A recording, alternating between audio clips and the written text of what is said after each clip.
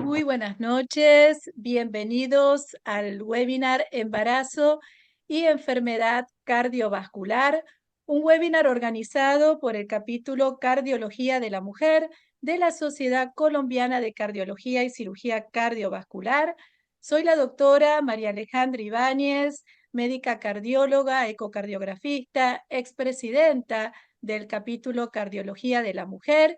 Y hoy quiero agradecer a la doctora Clara Saldarriaga, nuestra presidenta de la Sociedad Colombiana de Cardiología y Cirugía Cardiovascular, a la aquí presente, la doctora María del Pilar Morales, que es la actual presidenta del capítulo Cardiología de la Mujer. Muy buenas noches, María del Pilar. Buenas noches, Y doctora. aquí ya están los conferencistas que nos van a acompañar en este webinar y que poco a poco iré presentando. Pues bien, también quiero agradecer a ProCaps, el laboratorio que nos está dando el apoyo para que la educación médica siga siendo una realidad. Como capítulo Cardiología de la Mujer, nos encargamos de difundir la importancia del cuidado de la salud cardiovascular en la mujer en todas las etapas de su vida, porque la enfermedad cardiovascular sigue siendo la primera causa de muerte en el sexo femenino. Y en las mujeres gestantes, el cuidado de la salud cardiovascular adquiere sin duda una relevancia aún mayor. El embarazo es para las mujeres una verdadera prueba de esfuerzo fisiológica.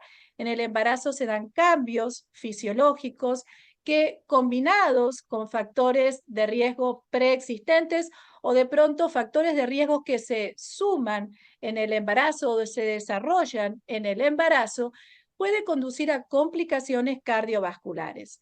De hecho, del 10 al 15% de las embarazadas desarrollan lo que llamamos eventos adversos en el embarazo, que son complicaciones que pueden afectar tanto a la mamá como al bebé y tener consecuencias a futuro en la salud cardiovascular de las maternas.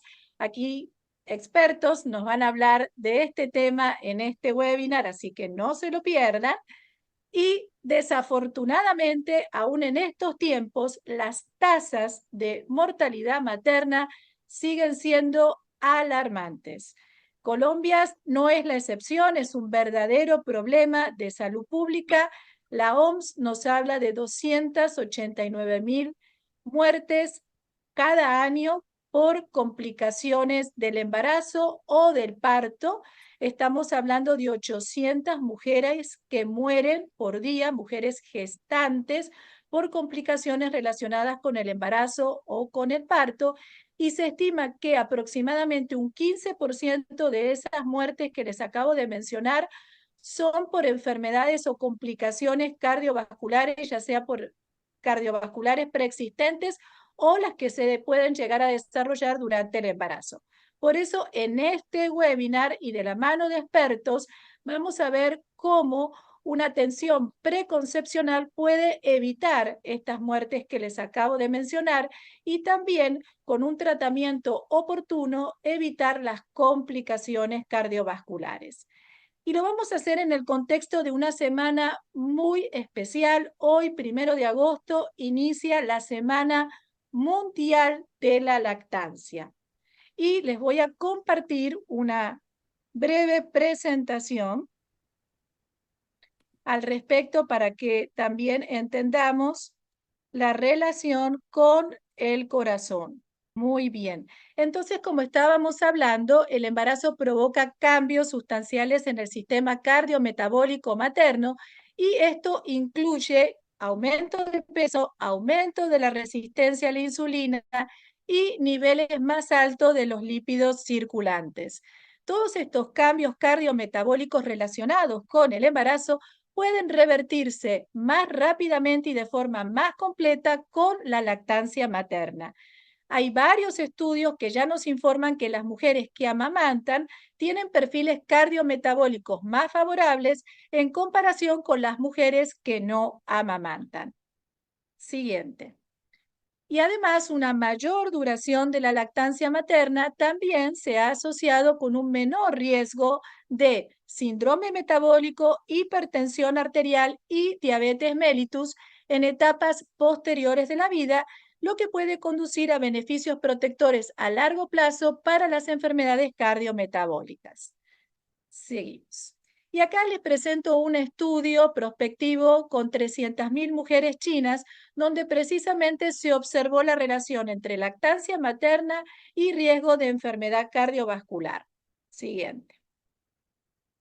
En comparación con las mujeres que habían tenido hijos y que nunca habían amamantado, haber amamantado alguna vez se asoció con un riesgo significativamente menor de enfermedad cardiovascular, para enfermedad coronaria y para accidente cerebrovascular. Las mujeres que habían amamantado al menos durante 2 años tenían un riesgo 18% menor de enfermedad coronaria y un riesgo 17% menor de accidente cerebrovascular en comparación con esas mujeres que nunca habían amamantado. Siguiente. Y como les comenté, del 1 al 7 de agosto estamos justamente hoy iniciando la Semana Mundial de la Lactancia Materna, que es una campaña mundial coordinada por la Alianza Mundial para la Acción de Lactancia Materna junto con la OMS y la UNICEF, para crear conciencia y estimular la acción sobre temas relacionados con la lactancia materna. Y todos los años esta campaña tiene un lema. Este año el lema es Cerrando la brecha, apoyo a la lactancia materna en todas las situaciones. Con este lema se busca poner de manifiesto la necesidad de mejorar el apoyo a la lactancia materna para reducir las desigualdades que existen en nuestra sociedad, con especial atención a la lactancia materna en tiempos de emergencia y de crisis. Y la OPS, junto con la Organización Mundial de la Salud, nos hace esta exhortación. Hagamos que la lactancia materna y el trabajo funcionen. Más de 500 millones de mujeres trabajadoras no cuentan con la protección esencial de la maternidad en las leyes de sus países. Solo el 20% de los países requieren que los empleadores proporcionen a las empleadas descansos pagos e instalaciones para amamantar o extraer leche. Y hoy, menos de la mitad de los infantes menores de 6 meses de edad son amamantados de forma exclusiva. Siguiente. Si bien necesitamos más estudios para determinar cómo la lactancia impacta en la disminución del riesgo de enfermedad cardiovascular, nosotros como médicos estamos llamados a destacar los efectos protectores de la lactancia materna con respecto al riesgo de enfermedad cardiovascular en nuestras mujeres. Bueno, hasta ahí muchas gracias. Entonces, dejar este mensajito en esta semana tan especial. Y pasamos entonces con nuestro primer conferencista. Aquí un placer presentar a la doctora Ana Múnera Echeverry. Ella es Fellow ACC, Fellow SIAC, médico internista, cardióloga y ecocardiografista. Es expresidenta de nuestro querido capítulo Cardiología de la Mujer.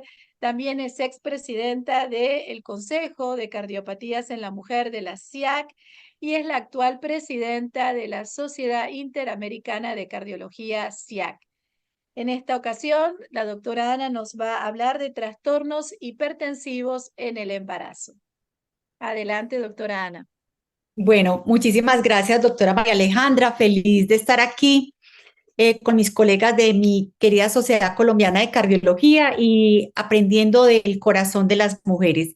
Quiero contarles que estamos trabajando en la Sociedad Interamericana con el Consejo de SIAC Mujer, con el American Heart y la Fundación Interamericana del Corazón en esta fecha especial, cuidando el corazón de mamá. Entonces, está perfecto que estemos en este evento en este momento y yo voy a hablarles sobre los trastornos hipertensivos del embarazo. En cuanto al conflicto de intereses, realmente muchos. Soy una defensora del cuidado de la mujer, de su conocimiento, las oportunidades y la equidad en las mujeres. En nuestra agenda vamos a hablar sobre el sustento académico, la importancia de este tema, criterios diagnósticos, clasificación, manejo y por qué tenemos que estar tan atentos al posparto. Diferentes bibliografías de diferentes guías de la Sociedad Interamericana también, de la Asociación Americana del Corazón, y quiero hacerles énfasis en esta última publicación que salió hace un par de semanas y este libro que son las Clínicas Interamericanas de Enfermedad Cardiovascular en el embarazo, donde hablamos de este tema que es los trastornos hipertensivos durante el embarazo. ¿Por qué es importante este tema y cuidar las mujeres embarazadas? Realmente cada 2 minutos muere una mujer en el embarazo o en el parto. Tenemos un retroceso en la salud y el cuidado de las mujeres. Hay una muerte en el 2020 de 287 mujeres, 287,000 mujeres. Si no aceleramos el desarrollo para el año 2030, van a morir 1 millón de mujeres adicionalmente.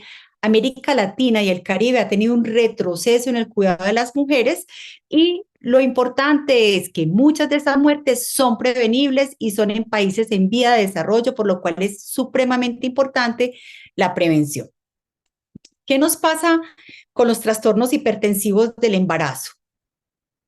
Los trastornos hipertensivos del embarazo son la principal causa de muerte después de pasar las complicaciones infecciosas, la evidencia de sangrado, y es muy importante para el cuidado de las mujeres tener en cuenta que las adolescentes tienen mayor riesgo, que debemos buscar y enfatizar que las mujeres tengan sus controles prenatales y buscar llegar a los objetivos del desarrollo sostenible, que es menos de 70 muertes por cada 100,000 nacidos vivos. Si nosotros miramos la hipertensión arterial en el mundo durante el embarazo, es sorprendente cómo América Latina tiene el porcentaje más alto de hipertensión arterial durante el embarazo. Y esto se debe en nuestro continente, que hay mucho sedentarismo, obesidad, sobrepeso, hipertensión, edad mayores de las mujeres para quedar en embarazo. Y es fundamental el trabajo conjunto. Y desde la Sociedad Interamericana de Cardiología estamos trabajando en esto, que existan grupos de cardioobstetricia en nuestros diferentes países. En el caso de las mujeres hipertensas, es muy importante saber si son hipertensas o no antes del embarazo, que tomen medicaciones y prescripciones que sean seguras. Si está embarazada, cómo es el control de las cifras tensionales, planear la vía del parto y el seguimiento futuro de estas mujeres. Simplemente para recordarles y voy a resaltar unos puntos que van a estar en rojo en la presentación, que son aportes nuevos que nos traen esta última bibliografía de hace pocas semanas que les nombré al inicio. El diagnóstico de la hipertensión arterial, obviamente es fundamental la posición de la paciente, estar con los pies en reposo, el brazo estando en reposo 5 minutos, la espalda recostada y 2 mediciones por encima de 140/90 hacen el diagnóstico de hipertensión arterial, con 2 valores elevados con intervalo de 4 horas, pero en el caso de hipertensión severa de una vez se realiza el diagnóstico y como cada vez es más importante el diagnóstico en casa y el diagnóstico del automonitoreo y monitoreo ambulatorio de presión arterial. Pero aunque el diagnóstico es con cifras tensionales mayores de 140/90, durante el embarazo, las mujeres deberían tener cifras tensionales por debajo de 130/80 y ya lo vamos a ver. Para hacer las mediciones durante el embarazo es fundamental un dispositivo bien calibrado. No todos los dispositivos son aprobados para realizar mediciones durante la gestación. Entonces es importante tener dispositivos que sean precisos y aquí les coloco algunos nombres de los dispositivos que están aprobados durante la gestación, pero si tenemos duda si nuestro dispositivo está avalado o no, aquí está la referencia bibliográfica donde podemos encontrar esta información. En esta última revisión que les anoté, es muy importante porque hablan de la trayectoria de la presión arterial en las mujeres y nosotros vemos cómo durante el embarazo ocurre un incremento del gasto cardíaco, del volumen latido, pero la presión arterial sistólica en el segundo trimestre puede disminuir 4 milímetros de mercurio, la diastólica 6 milímetros de mercurio, y si somos estrictos, las embarazadas saludables parecen tener presión arterial más baja de lo que todos suponíamos antes. Es decir, durante toda la gestación nosotros no tenemos por qué tener una materna con cifras tensionales por encima de 130/80. Si encontramos este dato, es absolutamente patológico. Otro de los datos importantes que les quiero traer a ustedes: existe la medición en casa, en el hogar de las pacientes, y los valores de presión arterial en el hogar correspondiente a una presión arterial clínica de 140/90 son esos valores que le traigo, que esto es algo relativamente nuevo. En el primer trimestre deben ser por debajo de 120/83 la medición en la casa. En el segundo trimestre por debajo de 126/85 y el tercer trimestre por debajo de 136/89. El monitoreo de presión arterial es una herramienta supremamente valiosa. ¿Por qué? La presencia de hipertensión arterial nocturna, que no existe un descenso adecuado de la presión arterial durante la noche, es predictor de preeclampsia. Y otro aspecto importante es que antes de las 22 semanas, los valores de presión arterial en el mapa deben ser inferiores a 126/76 milímetros de mercurio. Entonces, esto es de los datos importantes y nuevos que traía para comentarles a ustedes. También observemos la clasificación de la hipertensión arterial. Y esta última referencia nos trae cómo una mujer antes, me gusta mucho esto porque la mujer antes de estar embarazada observen primer trimestre, segundo, tercero e incluyen el posparto y el cuarto trimestre. Hablan de antes de las 20 semanas podemos tener pacientes con hipertensión crónica, hipertensión de bata blanca, hipertensión enmascarada. Luego de las 20 semanas estamos ante la presencia de hipertensión gestacional, que puede convertirse o tener hallazgos de preeclampsia. También podemos tener hipertensión transitoria, que encontramos a la paciente hipertensa en un momento dado y no lo encontramos en el seguimiento, y observamos estas flechas que traen acá, donde está la preeclampsia, estas flechas negras donde nos muestran cómo la preeclampsia puede estar sobrepuesta a pacientes con hipertensión crónica. Pero también en el posparto, 10% de las mujeres que nunca estuvieron hipertensas en el embarazo pueden tener hipertensión y preeclampsia en el posparto. Y vemos ya cómo todos estos grupos de hipertensión arterial se asocian a riesgo cardiovascular futuro, de lo cual no les hablaré porque el doctor Edison nos va a hablar. Entonces, lo que les venía diciendo, antes del embarazo o antes de las 20 semanas podemos tener una hipertensa crónica, hipertensión esencial, etiología secundaria, hipertensión de bata blanca incluso, con mujeres que están hipertensas en la consulta y en su casa tienen cifras tensionales normales, o la presencia de hipertensión enmascarada. Si estamos luego de las 20 semanas, como ya vimos, estamos ante hipertensión gestacional transitoria, que es la paciente que en un momento dado está hipertensa y después en el seguimiento no. Podemos tener preeclampsia de nuevo, si existe la evidencia de proteinuria, compromiso de órgano blanco o disfunción útero-placentaria. Y la paciente hipertensa crónica puede tener preeclampsia sobreagregada. Aspectos importantes. Ya desde hace varios años se sabe que no se requiere para la preeclampsia tener la presencia de proteinuria. Tenemos pacientes incluso con preeclampsias severas por presencia de cifras tensionales altas, alteraciones en el laboratorio, trombocitopenia, alteración de la función renal, edema pulmonar o síntomas visuales. E incluso pueden tener convulsiones con cifras tensionales totalmente normales. O sea que es muy importante estar alertas al laboratorio y a los síntomas de la paciente. Otro de los aspectos fundamentales que trae esta nueva revisión y que les quiero traer es que muchas veces nosotros hemos pensado en la evaluación del riesgo, sea con variables clínicas de alto riesgo o moderado riesgo, con evaluaciones de componentes maternos y fetales, en el momento tardío del embarazo realizar alguna serie de marcadores, y acá vemos los diferentes valores de sensibilidad y especificidad. Pero ¿qué es lo importante de todo esto? El único medicamento que se ha visto que puede prevenir la preeclampsia es el uso de ácido acetilsalicílico, aspirina, iniciado entre las 12 y 16 semanas. Y la tendencia es a dosis entre 100 y 150 miligramos, porque incluso pacientes se han demostrado resistencia a la aspirina con dosis bajas de 81 miligramos y debe suministrarse idealmente en la noche.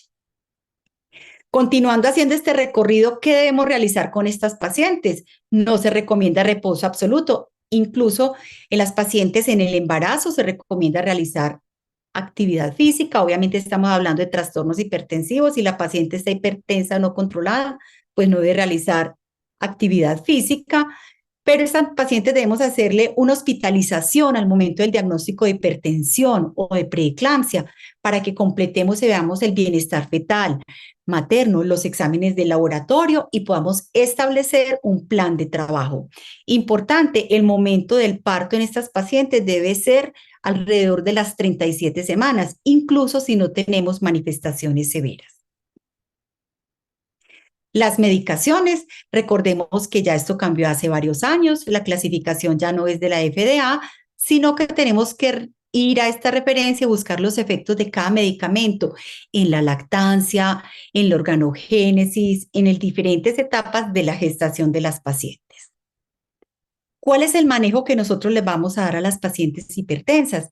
Nosotros tenemos que evaluar el riesgo de trombosis venosa profunda y ver la indicación de realizar tromboprofilaxis. Si las pacientes tienen cifras tensionales elevadas en forma persistente, tenemos que darle medicación antihipertensiva y está la duda, ambulatoria u hospitalizada. Solamente hacer un manejo ambulatorio si no hay severidad podemos realizar seguimiento estricto de la paciente o si no, hospitalizar porque es el sitio donde mejor pudiéramos vigilar a la paciente. ¿Qué es importante y que ya está más claro? Hay cosas en las cuales hay dificultades, pero hay cosas en las que ya estamos claros en la hipertensión durante el embarazo. Estas mujeres hay que tratarlas. No es como antes que se toleraban cifras tensionales muy altas y no se les daban terapias antihipertensivas. Ya se sabe que debemos iniciar manejo cuando las cifras tensionales sean mayores de 140/90. La meta, ¿cuál va a ser la meta? La Asociación Americana del Corazón y múltiples sociedades nos ponen metas alrededor de 130/80. Incluso el grupo de estudio de hipertensión arterial de la Sociedad Internacional de Hipertensión nos ponen un algoritmo para manejo según las cifras de presión arterial diastólica, teniendo un objetivo presiones diastólicas entre 80 y 85 milímetros de mercurio. Si no hay formas severas de hipertensión, podemos dar tratamiento por vía oral con la betalol, nifedipina o también con alfa-metildopa. Pero recordar que no debemos clasificar la preeclampsia como leve. Es dinámica y en un momento dado puede estar muy controlada la paciente y después realizar una preeclampsia severa. O sea que tenemos que fijarnos porque esta es una enfermedad muy dinámica y con muchísimo riesgo. Otro de los aspectos fundamentales que les traigo es que en el embarazo desaparece el término de emergencia hipertensiva o cuando anteriormente se decían que eran cifras tensionales por encima de 170/110.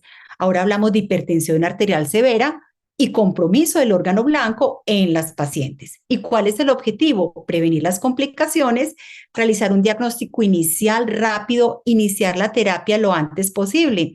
Y estas últimas guías que les presenté nos hablan que el objetivo inmediato es reducir la presión arterial media 15 a 25 milímetros de mercurio y tratar de lograr una presión arterial sistólica entre 140/150 y una diastólica en esa paciente con hipertensión severa entre 90 y 100 milímetros de mercurio.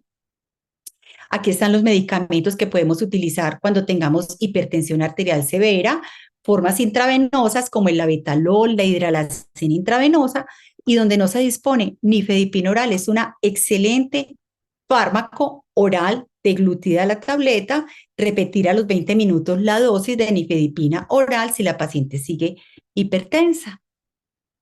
Aspectos importantes que les quiero traer. La preeclampsia, que son la presencia de convulsiones, usualmente está precedida de premonitorios. Tenemos que hablarle a las pacientes cuáles son los síntomas para que consulten tempranamente, pero en ocasiones, incluso sin premonitorios ni preeclampsia previa, la paciente puede tener una eclampsia. Entonces es muy importante la educación de los pacientes. Entonces, ¿qué vamos a hacer en el manejo? ¿Qué tenemos en la evidencia? Simplemente buscar cifras tensionales que sean seguras para la madre y el feto, alrededor de 130/80. en pacientes hipertensas y con qué medicamentos, los que le podamos dar por vía oral, tenemos opciones vía oral y en el caso de las hipertensiones severas, tratamientos intravenosos y depende del medicamento que nosotros dispongamos, que sepamos manejar y también influye el aspecto de los costos en nuestros países. Aquí quiero darles unas palabras del posparto. Existe hipertensión posparto, incluso puede presentarse preeclampsia y eclampsia sin antecedente de preeclampsia en los pacientes. E incluso hay una patología descrita en las primeras semanas y primeros 6 meses de hipertensión en estas pacientes durante el embarazo. Lo clave aquí es que la muerte de las maternas, la mayoría, se da en el posparto y tenemos un subregistro impresionante en el mundo porque las pacientes mueren en el posparto y es crítico entre el tercero y el séptimo día posparto, que es la absorción mayor de líquidos. Entonces tenemos que educar muy bien a las pacientes para que sepan cuándo consultar o la presencia de síntomas premonitorios o pacientes con hipertensión durante el embarazo o con riesgo, asegurarnos que tengan tercer y séptimo día control de sus cifras tensionales. Se requiere educación, implementar el monitoreo remoto de las pacientes, darles instrucciones y en el posparto, si las cifras están por encima de 150 a 100, darle medicación antihipertensiva y si es una elevación severa, darles tratamiento intravenoso. Y no olvidemos el sulfato de magnesio cuando tengamos manifestaciones de severidad en las pacientes, incluso en el posparto, que muchas veces en el posparto damos terapia antihipertensiva y se nos olvida el tratamiento con el sulfato de magnesio para prevenir y evitar la presencia de convulsiones. Y les traigo acá que tenemos una cita y es un orgullo y una alegría saber que el próximo Congreso de la Sociedad Interamericana va a ser en nuestro país, en Colombia, en Cartagena de Indias, de junio 4 al 6. Entonces los esperamos en este próximo Congreso y para recordarles lo que estamos trabajando y vamos a seguir trabajando, que es cuidando el corazón de mamá. Muchísimas gracias por la invitación.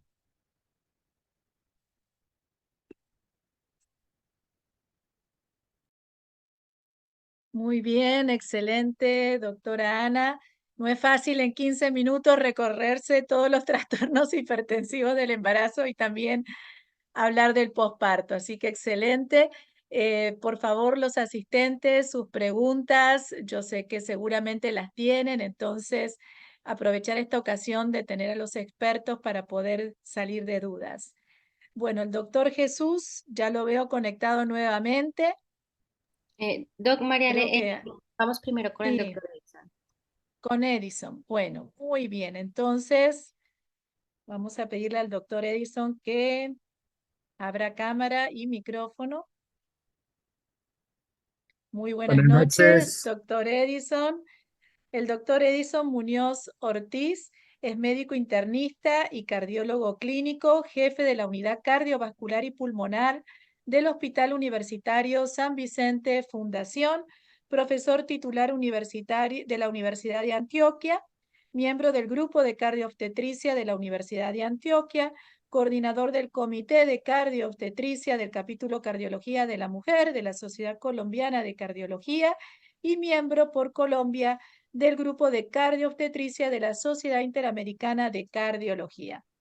El doctor Edison nos va a hablar del cuarto trimestre y riesgo cardiovascular futuro de la gestante. Muy bien, doctor Edison, atentos todos para escucharlo entonces. Bueno, muy buenas noches. Muchas gracias a la sociedad por este espacio. Es de verdad muy grato para mí estar acá y con un grupo hoy tan experto en este tema que pues, me encanta poder compartir este escenario con ellos y obviamente me deja muy contento también que hay un gran número de participantes que están interesados en conocer más de estos temas. Y efectivamente me corresponde hablarles de un concepto que parece relativamente reciente, que es hablar del concepto de cuarto trimestre y lo de riesgo cardiovascular futuro, pero justamente es un concepto que se ha vuelto fundamental porque ahí es donde vamos a tener mucho impacto en poder disminuir lo que la doctora María Alejandra nos decía en su introducción y esas muertes cardiovasculares de las mujeres que estamos teniendo. Entonces, lo primero que debemos recordar es que la enfermedad cardiovascular es la principal causa de muerte en el mundo y que esto es así en hombres y en mujeres. Hay unos datos de Estados Unidos que hablan de 37% de muertes, mientras que los datos del DANE para nosotros son del 17,4% de mujeres. Sin embargo, más allá de estas diferencias que se ven ahí, en Colombia es la principal causa de muerte en mujeres. Y se ha reconocido que hay una serie de factores que son dependientes de género y que tienen unas implicaciones en el manejo y en la identificación de los riesgos de estas pacientes. Y específicamente, y los invito, ya la doctora Ana Girlesa les mostró esta referencia, que son las guías de cardiología de la mujer de la CIAC, donde podemos ver cómo no solamente los factores tradicionales que hemos conocido bien, sino que las mujeres tienen unos factores emergentes, unos determinantes sociales, determinantes biológicos, y específicamente el día de hoy les voy a hablar de los factores de riesgo que son únicos de la mujer y que están relacionados justamente en este escenario del que estamos hablando hoy con el embarazo. Esta es una figura muy interesante que tiene esta referencia y que les recomiendo porque nos explica muy bien cómo es todo lo del equipo cardiobstétrico. Y específicamente yo me voy a concentrar, como muy bien lo decía el título, en el cuarto trimestre de largo plazo, pero no debemos olvidar que dentro de la valoración de la mujer que desea o que ha estado embarazada o tuvo un embarazo, debemos ir desde la valoración preconcepcional, el embarazo, tener muy presente el parto y el posparto, como nos lo acaba de decir la doctora Ana Girlesa, y ya pues vamos a detenernos en el cuarto trimestre. Y el cuarto trimestre se refiere a que debemos recordar que una mujer que se ha embarazado va a demorarse entre 6 y 12 semanas para que los cambios fisiológicos del embarazo se resuelvan y por tanto esos 6 a 12 semanas posteriores al parto siguen siendo cruciales y con unos factores de riesgo importante de tener complicaciones. Es por eso que es importante esa valoración inicialmente temprano en el posparto, después a las 6 semanas tener una valoración muy completa y determinar si algunas enfermedades se han resuelto o no y que no se nos puede olvidar todo lo de la anticoncepción.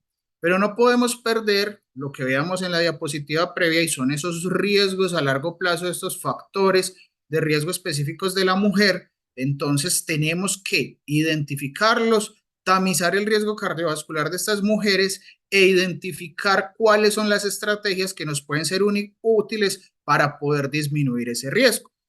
Les traigo entonces la evidencia que hay al respecto con los factores de riesgo específicos de la mujer relacionados justamente con el embarazo.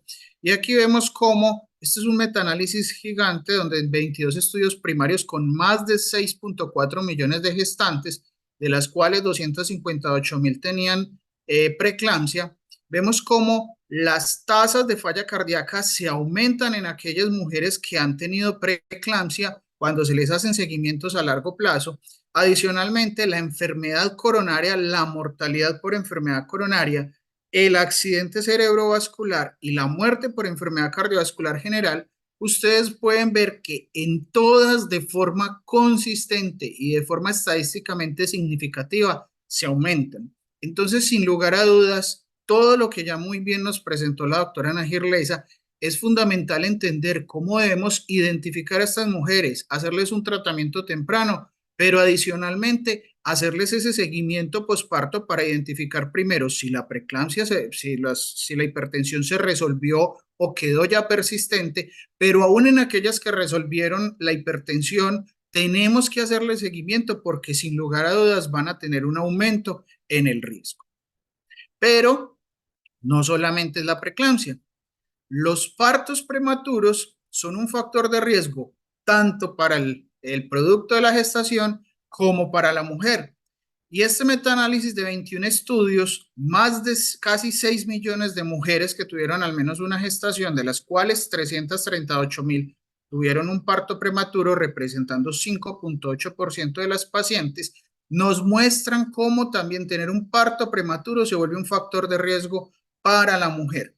Y ojo, porque esta tasa de partos prematuros de 5,8% se aumenta en las mujeres que tienen enfermedad cardiovascular previa establecida, donde se tienen tasas hasta del 20%. Entonces es muy importante cómo tratamos de identificar a toda gestante que tenga cualquier tipo de compromiso cardíaco, porque sin lugar a dudas ya tiene una enfermedad cardiovascular muchas veces, pero adicionalmente le estamos aumentando un riesgo cardiovascular futuro adicional. Y lo que pudimos ver es que nuevamente los eventos cardiovasculares se aumentan en aquellas mujeres que tuvieron un parto prematuro. La enfermedad coronaria y la mortalidad por enfermedad coronaria, vemos cómo son los mismos desenlaces que se habían medido en el estudio previo de preeclampsia, están también aumentados.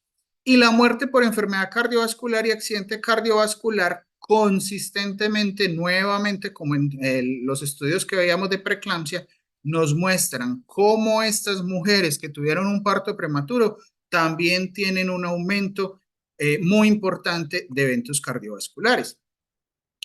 Pero como si no fuera poco, las mujeres que tienen este tipo de complicaciones obstétricas muchas veces no tienen una sola, sino que tienen combinaciones de ellas. Y hay unos factores que son agravantes y que aumentan justamente el riesgo de enfermedad cardiovascular futuro. Y este estudio es muy interesante porque se ve como mujeres que tuvieron un parto prematuro, pero que además de eso tuvieron un peso bajo para la edad gestacional, tenían unos riesgos superiores a las que tenían solamente el parto prematuro o las que habían tenido solamente el peso bajo para la edad gestacional, siendo esto estadísticamente significativo. Es decir, entre yo más factores de riesgo le sume, entre más desenlaces obstétricos adversos tenga, peores resultados cardiovasculares voy a tener a futuro. Y aquí también vemos cómo las tasas de parto, el parto prematuro se asoció con aumento en el riesgo de infarto agudo de miocardio, accidente cerebrovascular, hospitalización de otras causas cardiovasculares y cualquier hospitalización cardiovascular. Pero como les mencionaba, hay una serie de factores agravantes que en la medida que yo sumo esos factores, siempre el riesgo cardiovascular es aún superior. Entonces, si yo tengo un trastorno hipertensivo asociado con el embarazo, un parto pretérmino, especialmente cuando es menor de 32 semanas, es decir, entre más temprano, peor es ese riesgo cardiovascular. Si tengo restricción del crecimiento intrauterino, o las mujeres que tienen un parto prematuro recurrente, es decir, que han tenido más de un parto prematuro, todo esto agrava los desenlaces y los resultados futuros de estas mujeres van a ser peores. Ahora, hay que ser claros que tenemos unas limitaciones de la evidencia porque los estudios que han evaluado este tópico generalmente han sido cortes longitudinales, pero asimismo vemos que son unas cortes de un gran número de pacientes y que son consistentes en mostrar que estos desenlaces adversos sí se presentan, que se deben considerar obviamente sesgos de publicación de estudios que fueron neutros o negativos, pero insisto, el hecho de que en los forest plot veamos cómo los resultados son consistentes, eso nos da cierta tranquilidad. Y estudios de periodos de tiempo y de seguimiento que son muy variables, donde cada enfoque diagnóstico y terapéutico de la enfermedad cardiovascular pudo haber sido diferente. Esta gráfica, nuevamente del artículo que les mencionaba, de los equipos cardioobstétricos, es muy bonita porque nos muestra cómo diferentes desenlaces obstétricos van a aumentarnos el riesgo de eventos cardiovasculares. Entonces vemos cómo podemos tener mayor riesgo de hipertensión en aquellas mujeres que tuvieron preeclampsia, enfermedad cardiovascular tanto con preeclampsia, hipertensión gestacional, diabetes gestacional, parto pretérmino pequeños para la edad gestacional, eventos cardíacos isquémicos. También vemos cómo se aumentan entre 1,7 y 2,9 veces el accidente cerebrovascular, falla cardíaca y el riesgo de diabetes mellitus. Entonces miren cómo es de importante esa identificación temprana, esos controles prenatales juiciosos para tratar de identificar los trastornos hipertensivos, la diabetes gestacional, pero muy importante también ese seguimiento del feto y del neonato para establecer cuándo hubo un parto pretérmino o cuándo hubo un pequeño para la edad gestacional. Es decir, que como médicos de cualquier especialidad que en algún momento veamos embarazadas, tenemos que aprender que estos antecedentes son importantes y que preguntarle por los partos a las mujeres debe ser siempre parte de nuestra evaluación. Ahora, ya identificamos que estos factores de riesgo obstétricos aumentan el riesgo de eventos cardiovasculares, pero pues nada nos ganamos con identificarlos si no hacemos algo. Entonces, justamente tenemos que tratar de identificar estrategias para impactar en la salud cardiovascular de nuestras pacientes. Pero miramos y realmente esto es un tema muy nuevo, es decir, hemos dejado solas a las mujeres por mucho tiempo, no las hemos cuidado lo suficiente. Y miren cómo realmente apenas desde el 2011 la AJA fue que se empezó a preocupar un poco más por las mujeres y ya empezó a sugerir en sus guías de prevención cardiovascular que se debía indagar acerca de los resultados adversos del embarazo. Sin embargo, no nos dieron recomendaciones específicas. Para el 2014, en la guía de accidente cerebrovascular, se reconoció como los factores del embarazo aumentaban el riesgo de enfermedad cerebrovascular, como ya lo vimos en la evidencia que les mostraba, pero tampoco nos dejaron recomendaciones específicas. La Sociedad Europea de Cardiología en el 2016, en sus guías de prevención, nos dicen cómo debemos hacerle un tamizaje periódico de hipertensión y diabetes a las mujeres que tuvieron algún evento en el embarazo, pero tampoco nos dejan unas recomendaciones específicas de cómo hacer esos seguimientos. Ya para el 2019, la AJA en sus guías de prevención nos dicen que se debe discutir con las pacientes sus factores de riesgo, incluyendo los factores específicos de la mujer como los que hemos mencionado, pero nuevamente sin dejarnos unas recomendaciones específicas. Y las últimas guías de prevención de la Sociedad Europea de Cardiología simplemente, y de hecho es como un retroceso a lo que se venía haciendo, hace una pequeña mención a que los eventos obstétricos son un factor de riesgo moderado, pero nuevamente sin dejar recomendaciones específicas.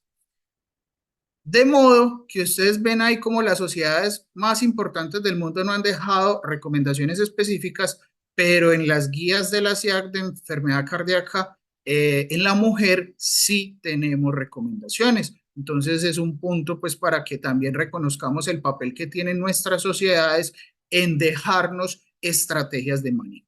Específicamente para parto prematuro, se nos deja la recomendación de que toda mujer que tuvo antecedente de parto pretérmino debe recibir intervenciones educativas sobre su riesgo futuro de enfermedad cardiovascular y se propone como primer punto de evaluación la visita a la 6ª semana posparto, entendiendo que la Organización Mundial de la Salud recomienda que en general toda mujer posparto tenga una valoración a las 6 semanas, por lo que hablábamos ahora de que es el momento en que se están resolviendo ya la mayoría de los cambios fisiológicos del embarazo y es en ese momento donde se deben buscar factores de riesgo cardiovascular, empezar a intervenirlos y nos recomiendan hacer un chequeo entre cada 1 y 3 años para que no se nos pase por alto la estratificación adecuada de estas pacientes y las intervenciones que en principio son cambios terapéuticos en el estilo de vida. Adicionalmente, se nos recomienda que toda mujer con parto pretérmino debe tener evaluaciones periódicas de la presión arterial y de la diabetes y de sus glicemias para poder descartar estas comorbilidades. En cuanto a otros trastornos relacionados con el embarazo, se relaciona siempre en la primera consulta lo que les decía ahorita, todos los antecedentes relacionados con el embarazo para poder identificar el riesgo de las pacientes y cuáles son esos potenciadores de riesgo. Y con los trastornos hipertensivos nos dicen cómo definitivamente este es un factor de riesgo cardiovascular futuro, como ya lo vimos, y por tanto debemos empoderar a las mujeres con trastornos hipertensivos para que desde el puerperio tengan adecuada información y comprendan cómo esto puede alterar su riesgo cardiovascular futuro para que puedan tener un estilo de vida saludable. Y en las mujeres que tienen estos antecedentes se deben tener valoraciones periódicas de la presión arterial, la glucemia, para detectar enfermedades crónicas de forma temprana e intervenirlos. Y ya para terminar, esto ya que es muy importante, ya la doctora María Alejandra nos lo mencionó, pero hoy inicia la Semana de la Lactancia Materna hasta el 7 de agosto y es muy importante cuando hablamos de riesgo cardiovascular y cuando hablamos de elementos que impactan el riesgo cardiovascular, es cómo debemos aconsejar a las mujeres para que efectivamente tengan la lactancia materna.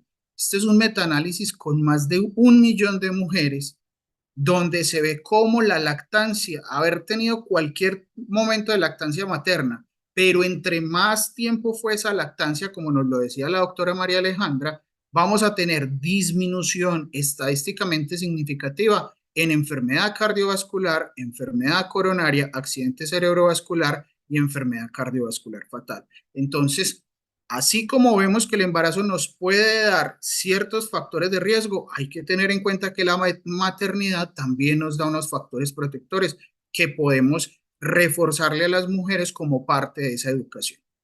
Entonces, como conclusiones, tenemos que las complicaciones del embarazo y del parto se imponen cada vez como un factor de riesgo cardiovascular específico de la mujer y por eso debemos ser muy juiciosos en identificarlos y en incluirlos en nuestras valoraciones rutinarias. Debemos resaltar la importancia del enfoque del riesgo cardiovascular teniendo las diferencias de género siempre presentes, recordar que las mujeres tienen unos factores que son específicos o que son predominantes en ellas, como algunas otras enfermedades en las que se presentan más en las mujeres. Ante el incremento del riesgo de los futuros eventos cardiovasculares, sin lugar a dudas, debemos explicarle a la mujer, brindarle educación, explicarles que tienen un mayor riesgo cardiovascular a futuro para que se comprometan con su salud cardiovascular y promover tempranamente los cambios terapéuticos en el estilo de vida, todo lo que pueda ser modificable para que estas mujeres puedan tener una disminución en su riesgo cardiovascular. Y finalmente, que la lactancia materna es un factor protector cardiovascular. Muchas gracias y espero que estos mensajes de verdad nos lleguen a todos para que podamos mejorar la salud cardiovascular de nuestras mujeres. Excelente, doctor Edison. Muchas gracias. Ya nos están llegando preguntas. Los invito a que se animen a hacer las preguntas de las 2 charlas que ya hemos escuchado. Y finalmente, gracias, el doctor Jesús Velázquez se pudo reconectar. No nos podíamos quedar sin la visión del ginecobstetra. Así que, doctor Jesús, puede dar inicio a su charla. Bueno, muy buenas noches a todos. ¿Me escuchan bien? Bien. Sí, perfecto. Bueno, entonces gracias por invitarme nuevamente a compartir con ustedes en estos webinars tan interesantes. Veo mucha participación y totalmente comprometido con ustedes en que hay que divulgar este conocimiento nuevo por la salud de nuestras mujeres. Entonces, para hablar algo de consejería preconcepcional, pues simplemente recordar lo que nos han dicho por mucho tiempo, y es que estos son datos colombianos. En el 50% de los embarazos en Colombia desafortunadamente no son deseados.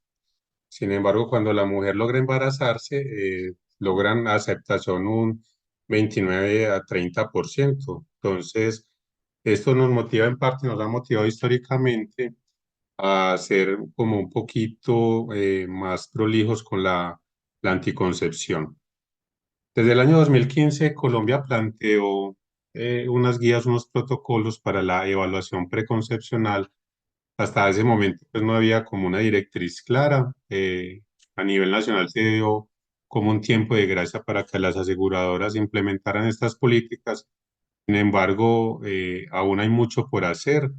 En la experiencia nuestra en la clínica cardiobstétrica, pues tan solo un 4% de embarazadas con cardiopatía previamente lograron acceder a una consejería preconcepcional y aún así sigue siendo de las patologías por experiencia que más consultaban previamente para embarazarse. Entonces, básicamente una consejería preconcepcional busca lo siguiente: no solamente es preparar pues para un futuro embarazo, sino también muy importante para la prevención del embarazo no planeado. Sería pues como política u objetivo de otra conferencia, hablar todas las consecuencias que tiene para la mujer, tanto en su salud física, emocional y social, cuando no desea un embarazo.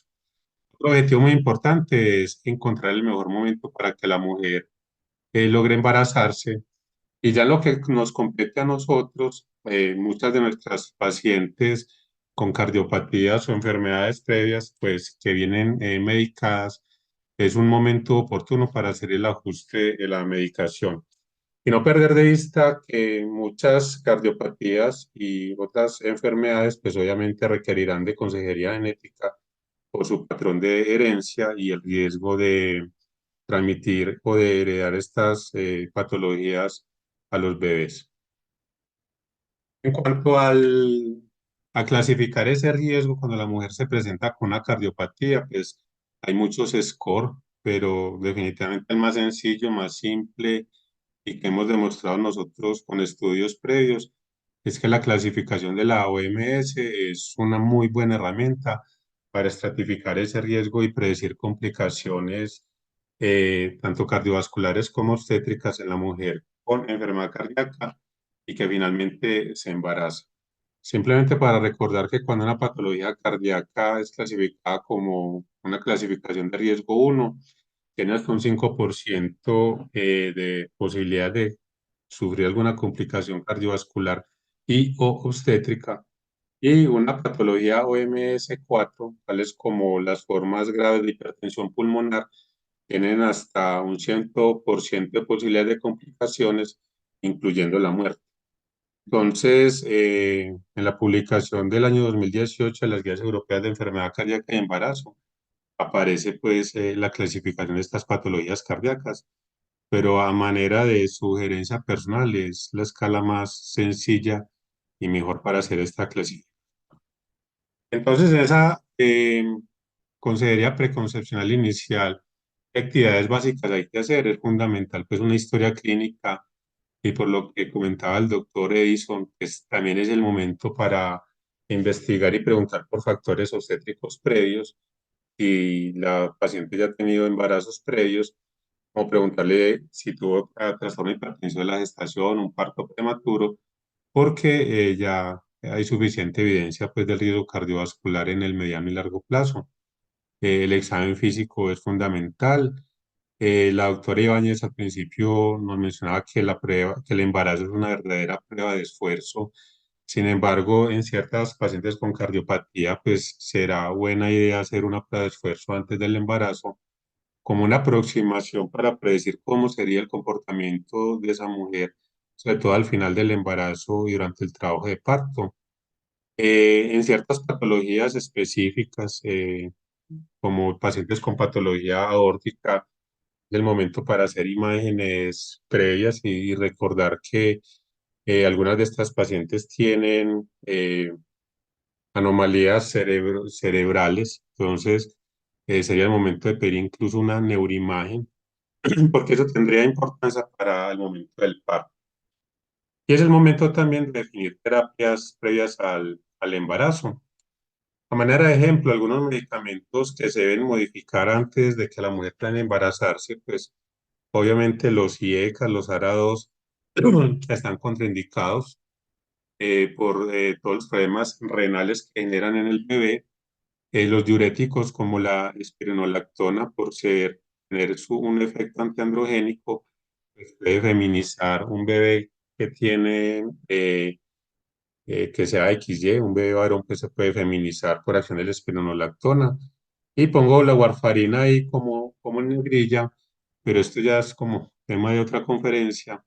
Definitivamente, cuando una mujer es portadora de una prótesis valvular mecánica, definitivamente es mayor el riesgo de trombosis cuando suspende la warfarina que la probabilidad que haya una embriopatía fetal, pero eso hay que discutirlo mejor. Y también se deben pues, corregir lesiones valvulares severas o sintomáticas y controlar comorbilidades como la hipertensión, la diabetes y la obesidad. Y no pasar por alto la importancia del ejercicio. Cuando una mujer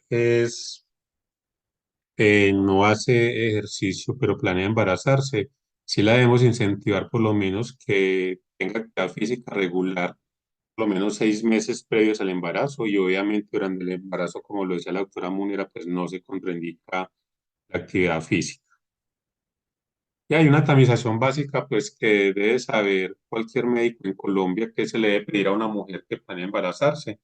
Pues hay que tamizarla para hepatitis B, VIH, si no cuenta con una tamización reciente para cáncer de cervix, es el momento para hacerlo. Simplemente recordar que las guías colombianas hoy sugieren empezar esa tamización después de los 25 años y hoy contamos con los test de papilomavirus humano por pruebas moleculares. Entonces también podemos detectar aquellas mujeres que son portadores de virus de alto riesgo implicados con neoplasias cervicales y, y obviamente preguntarle a la mujer si está vacunado para el PVH, que eso cambia mucho pues el perfil de riesgo.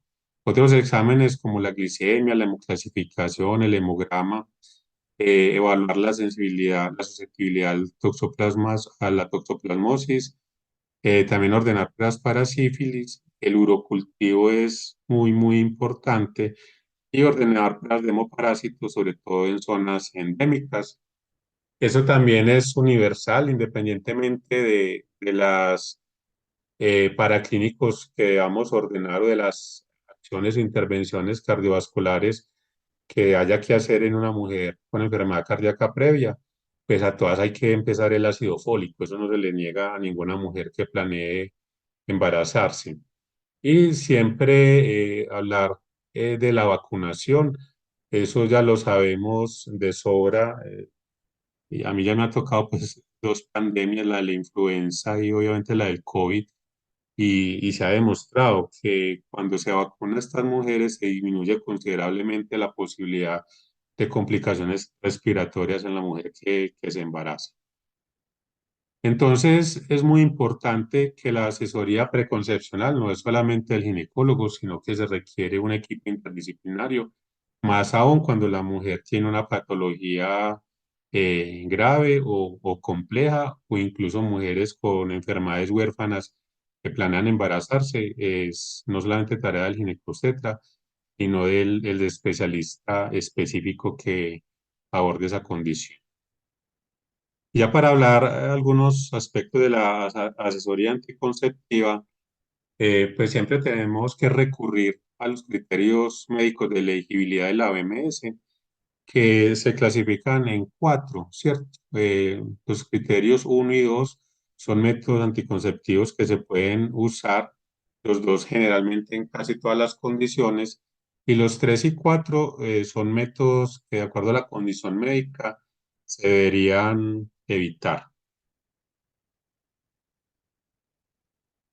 Esas son las opciones anticonceptivas de las que disponemos, pues hay métodos de barrera, hay métodos hormonales, los anticonceptivos orales combinados que tienen estrógenos y progestinas, los anticonceptivos de solo progestina, tenemos implantes subdérmicos a base de progestinas, contamos con dispositivos, el dispositivo tradicional intrauterino o T de cobre, hoy en día también disponemos de la T de oro, pero un mensaje pues para que no caigan en el esnovismo que muchas mujeres pues acuden a que póngame la T de oro, pero esas T de oro no cuentan con estudios suficientes de seguridad y de eficacia anticonceptiva, pero desafortunadamente se ha vuelto moda en algunos sectores de la población.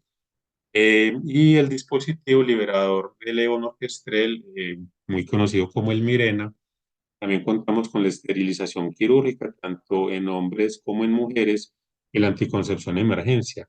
Y también quiero ser muy enfático en esto y decir de frente como especialistas que los hombres también están obligados a planificar. Y todos sabemos que una mujer cuando planifica, pues se expone a mayores riesgos que los hombres. Desafortunadamente, pues hay mucho que hacer en nuestra cultura patriarcal. Los métodos de barrera, pues, son seguros en todas las mujeres, pero desafortunadamente tienen altas tasas de falla, hasta un 28%, que eso es prohibitivo en una mujer en quien se contraindica la gestación. Pero independientemente del método que se use, sí debemos hablarle a todas las mujeres del uso para protegerlas contra infecciones de transmisión sexual, que son otro enemigo, pues, oculto y nos pasa por desapercibido a los médicos. Cuanto a los anticonceptivos combinados, tenemos los orales, También disponemos del anillo vaginal, parches transdérmicos y los inyectables. Esto ha evolucionado mucho. Hay 4 generaciones de anticonceptivos según la progestina y el tipo y dosis del estrógeno. Y hay otros beneficios de los anticonceptivos combinados, parte de la anticoncepción, como son su uso en el síndrome de ovario poliquístico, disminuyen la cantidad de sangrado menstrual, sobre todo en aquellas mujeres que tienen sangrados excesivos de manera idiopática y mejoran mucho, de manera considerable, el dolor durante la menstruación. Hay unos tópicos que le preocupan a uno en cuanto a salud cardiovascular y es el efecto que pueden tener los anticonceptivos frente a condiciones como la trombosis venosa, frente a la enfermedad isquémica cardíaca. Entonces, eso es lo que genera a veces mucha controversia con el uso de los anticonceptivos. Este es un metaanálisis con 25 estudios donde los anticonceptivos orales combinados en términos generales pues aumentaron el riesgo de trombosis profunda. Acá pues puede ser difícil de entender, pero se lo voy a tratar de explicar. Acá está el riesgo cuando una mujer no usa ningún tipo de anticonceptivos. Este es el riesgo de las mujeres que usan anticonceptivos con 20 microgramos de etinilestradiol y la progestina es levonorgestrel. Cuando son 30 microgramos de etinilestradiol, 50 microgramos de etinilestradiol, el riesgo es considerable, pero estos ya no existen en el mercado por obvias razones. Estos son 20 microgramos de etinilestradiol y esta es la progestina gestodeno, 20 microgramos de etinilestradiol y desogestrel. Y acá está otro, 35 microgramos de etinilestradiol y ciproterona. Esto lo coloco acá es porque toda la vida se ha satanizado, pues, que es el estradiol, el etinilestradiol, el que lleva el riesgo de trombosis venosa profunda, pero también importa la progestina. Acá observamos que la ciproterona, cuando se asocia a 35 microgramos de etinilestradiol, pues también tiene un riesgo considerable de trombosis venosa profunda. Lo que tiene esta diapositiva no es satanizar, pues, ni dejar de usar los métodos, sino que definitivamente no son los métodos a elegir cuando hay ciertos factores de riesgo ya existentes para trombosis venosa profunda. En cuanto a la isquemia cardíaca, pues se ha considerado, sobre todo con los anticonceptivos más viejitos, que aumentan la presión arterial. Sin embargo, hoy en día sabemos que esto aplica sobre todo cuando la mujer no tiene presión arterial controlada. Eh, han- sí hay que decir que predispone a infarto agudo de miocardio cuando la mujer es fumadora y tiene más de 35 años. Este sí es un mensaje claro. Preguntar si fuma y la edad definitivamente no son buenas candidatas a los anticonceptivos orales combinados. Y como lo decía previamente, cuando tiene una hipertensión estadio 2, infarto previo, migraña con aura, tampoco son buena elección. Hay unos nuevos anticonceptivos orales, sobre todo de los últimos 10 años viene ganando terreno un estrógeno menos potente que es el valerianato de estradiol, que es un estrógeno muy parecido al estradiol. Entonces es menos potente, es más parecido al estrógeno natural. Entonces se cree que pudiera ser más seguro para estas condiciones. Y hay unas nuevas progestinas como el Dinogest y la drospirenona. Sin embargo, aunque aparentemente tienen un mejor perfil de riesgo cardiovascular y hoy en día la industria farmacéutica nos puede decir que pueden ser de elección en pacientes con antecedentes de enfermedad cardíaca, yo trato de ser muy prudente y aún falta la prueba del tiempo para ver su perfil de seguridad, pero parece que sí son seguros. Estos son riesgos asociados a los anticonceptivos orales combinados y a condiciones isquémicas cerebrovasculares. Pues todos los anticonceptivos pues tienen un riesgo considerable, Sin embargo, estas progestinas sí tienen un riesgo mayor, el gestodeno, la drospirenona y la ciproterona, sobre todo cuando se asocian a etilenoestradiol. Hoy en día se le hace mucha propaganda a la drospirenona sola de 4 miligramos, pero vuelvo, insisto, puede ser una opción cuando no hay otras opciones disponibles, pero falta pues la prueba del tiempo. Pasar esto un poco rápido. Hoy en día, en términos de anticoncepción, hay algo que procuramos hablar y es preferir los sistemas de larga acción o de larga duración. Y en este sentido, los implantes subdérmicos, los sistemas intrauterinos, pues nos llevan delantera y ventaja y personalmente es de los preferidos. En cuanto al sistema liberador de levonorgestrel, es de acción local, no altera el riesgo trombótico, ni el perfil metabólico, ni de presión arterial. Recordar pues que no es necesaria la profilaxis antibiótica cuando vamos a colocar un dispositivo de este tipo y la paciente tiene una enfermedad o una condición cardíaca. Y recordar que tiene una efectividad de 5 años el Mirena, el 10 años la T de cobre. Hoy en día se ha extendido pues la protección del Mirena hasta 7 años y es altamente efectivo y reversible.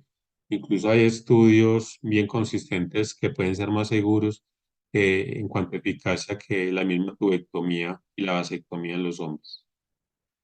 Eh, el sistema liberador de levonorgestrel o Mirena, pues, cuando la paciente tiene enfermedad cardíaca, sí procuramos colocarlo con sedación en un hospital, obviamente de tercer nivel, condiciones como la hipertensión pulmonar, el síndrome Eisenmenger, pues requieren atención especial y un manejo y un ambiente hospitalario. Entre las ventajas es que cuando la mujer está con anticoagulación, a diferencia de la T de cobre, pues sí hace que la mujer sangre menos y tenga más adherencia pues a este método. En cuanto a la esterilización, pues la vasectomía en los hombres, siempre tenemos que hacer mucha fuerza a esto, si todo el discurso va hacia la mujer, pero definitivamente tenemos que hablar de vasectomía pues en los hombres. Y simplemente recordar que obviamente la tubectomía por la paroscopia es de elección, sin embargo está contraindicado en aquellas mujeres con hipertensión pulmonar, que tengan reparación de Fontan o que tengan una falla cardíaca no controlada, porque el neumoperitoneo pues obviamente puede predisponer o exacerbar la falla cardíaca.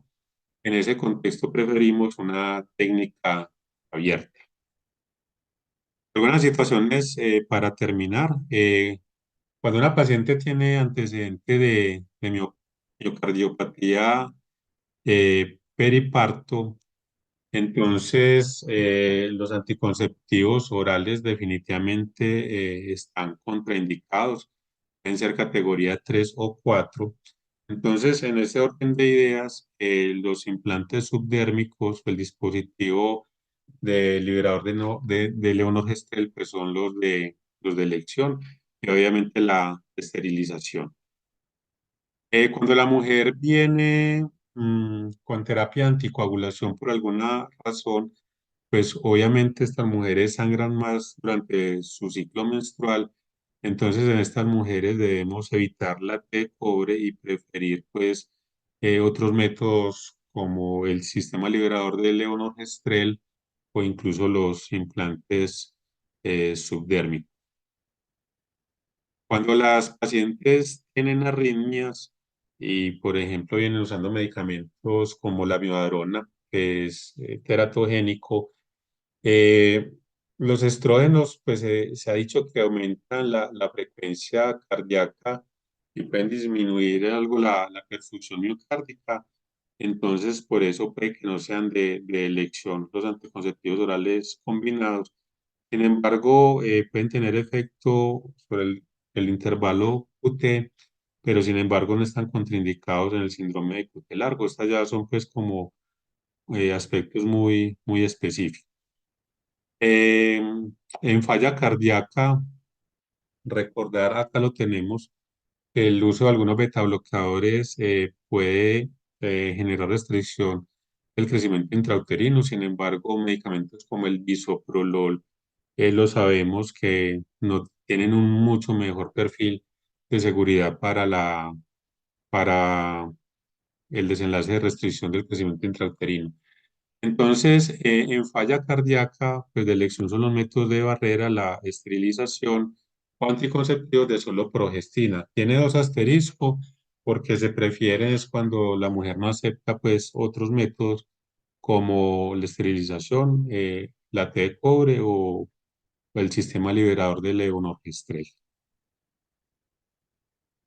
En trasplante cardíaco, que también puede ser un escenario, se prefiere la esterilización o anticonceptivos solamente a base de solo progestina, como progestinas oral, como la drospirenona, o los inyectables a base de progestinas, como la medroxiprogesterona, o los implantes subdérmicos. El DIU, si ya lo usaba previo al trasplante, pues se puede continuar con el uso. Esta es una página que le recomiendo. Obviamente a veces uno no se acuerda de todos estos medicamentos, pero los anticonceptivos orales y los implantes subdérmicos sabemos que interactúan con muchos medicamentos.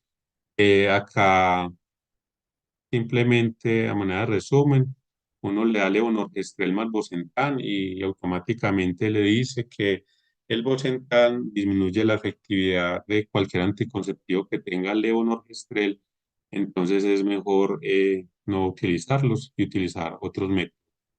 Y les quiero dejar esta página, pues quería jugar un poquito con ustedes, pero si se meten a esta página, y obviamente debo decir que Exceltis no me paga ni nunca me ha pagado ninguna conferencia, pero es bien útil. Ahí encuentran esta rueda de elegibilidad de los anticonceptivos orales. Simplemente coloqué acá cardiopatías, pero miren que hay cuando la paciente tiene tromboembolismo venoso, enfermedades hepáticas, hipertensión, y acá están los distintos métodos anticonceptivos de los cuales disponemos. Entonces, cuando una mujer tiene cardiopatía isquémica, el DIU tipo T de cobre pues es de primera elección. Dispositivo liberador de levonorgestrel como el Mirena y los implantes subdérmicos serían de segunda elección, quiere decir que se pueden utilizar. Y la M quiere decir que si la paciente desarrolla la cardiopatía isquémica estando con ese dispositivo, es mejor retirarlo. Eh, el, y los anticonceptivos a base de progestinas y los orales combinados son categoría 3 y 4, entonces procuraría uno más bien evitarlos. Y las progestinas solas, como las progestinas modernas de las que les hablaba, pues se pudieran utilizar. Entonces, simplemente para terminar, la consejería preconcepcional es algo que hay que hacer con todas las mujeres, independientemente de que se quieran embarazar. Y quizás lo más importante es que en algunas condiciones se requiere un grupo interdisciplinario y no es solamente tarea del ginecólogo dar esta asesoría, porque ustedes son los que más saben de enfermedad cardíaca, saben si sus pacientes se pueden embarazar y obviamente es tarea de nosotros como ginecólogos y como ginecobstetras hacer ese acompañamiento y complementar la visión que ustedes tienen de la condición. Muchas gracias.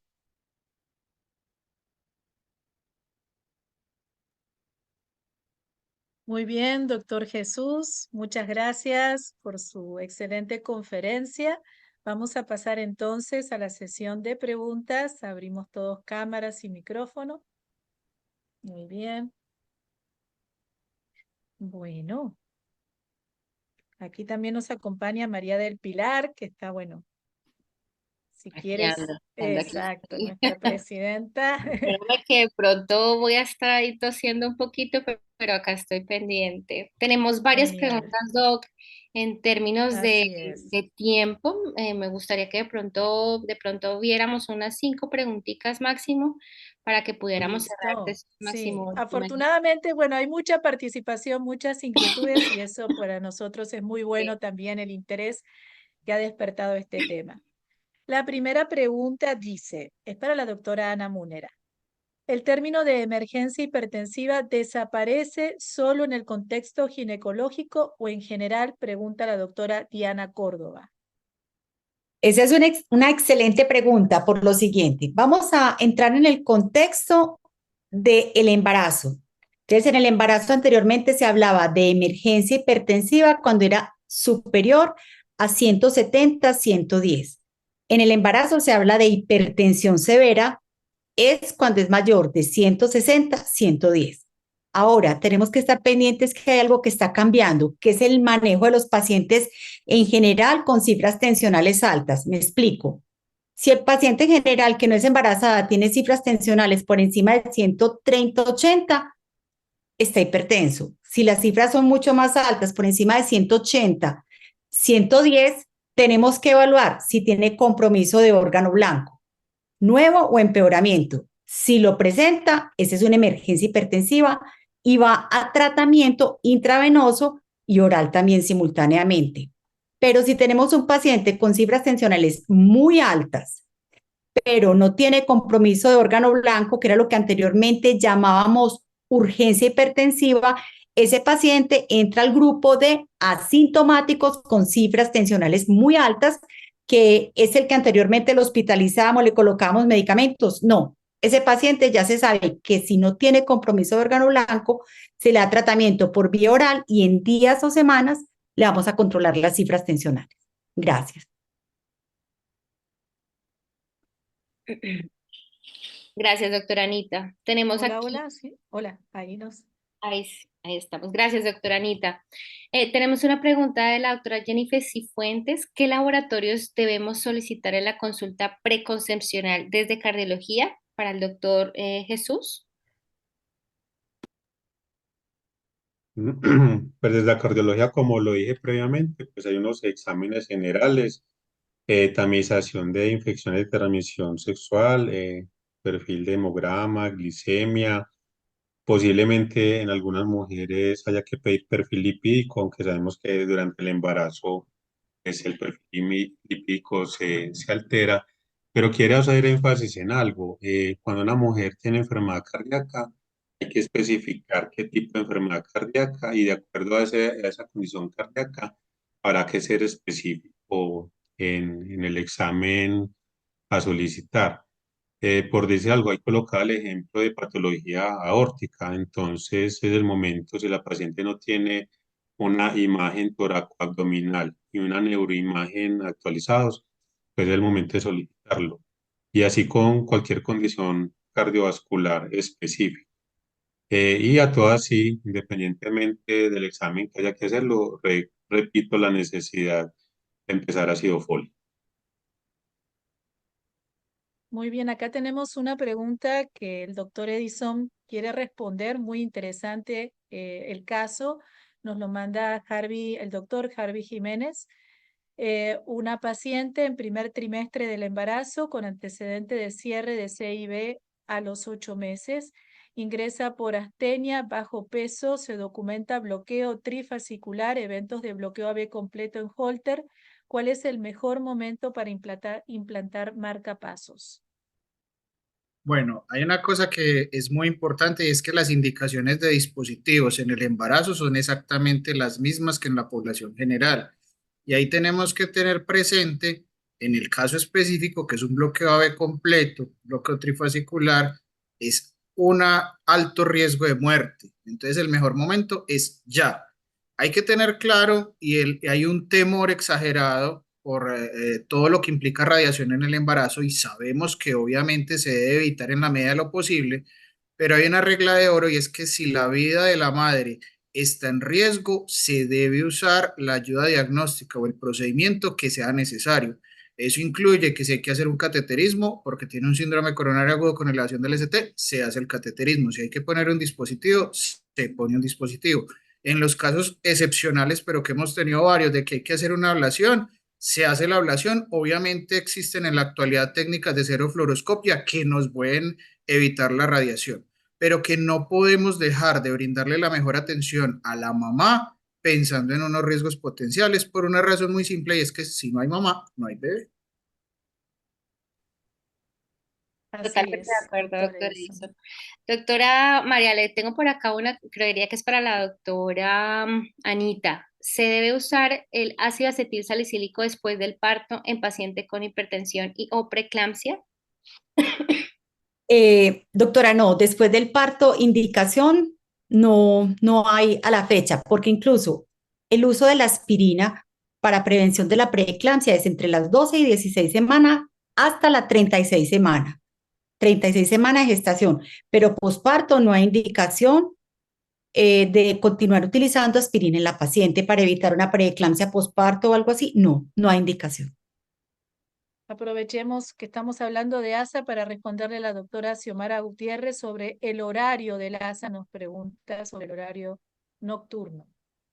Sí, idealmente lo recomiendan ya en la noche, porque en la noche cuando está la paciente en decúbito hay más posibilidad de formación de trombos, ¿no es cierto? Entonces dar la medicación en la noche, que es cuando tiene mayor potencia, recién dada la dosis, en la noche, que es cuando se forman más trombos y la efectividad de la aspirina es más inicialmente que se toma, no a largo plazo ya terminando las 24 horas, sino en ese momento en la noche, porque la paciente está en reposo y hay mayor riesgo de trombosis.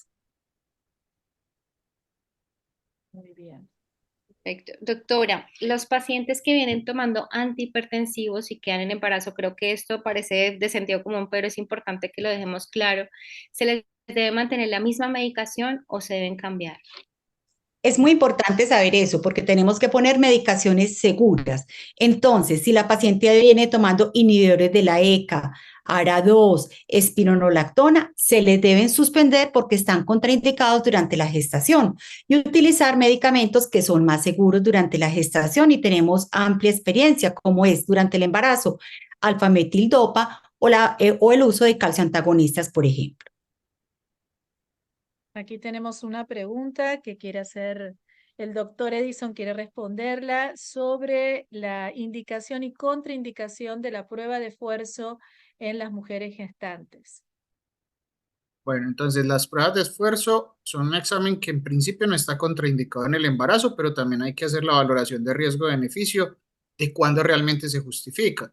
Entonces, si usted tiene una paciente como una arritmia que usted necesita estratificar bien, usted tiene dudas de la clase funcional que el doctor Jesús nos mencionó muy bien, que definitivamente en la valoración preconcepcional sí es muy importante porque nos va a dar un factor pronóstico muy importante durante el embarazo. ¿Cierto? Pero si usted tiene una condición en la que considera que se debe hacer, se hace, pero con una salvedad. Y es que en el embarazo no se lleva hasta frecuencia cardíaca máxima del 85% de la frecuencia, que es 220 menos la edad típicamente la fórmula que usamos, sino que se lleva a una prueba de esfuerzo dirigida por síntomas, alcanzando máximo un 80% de la frecuencia cardíaca máxima.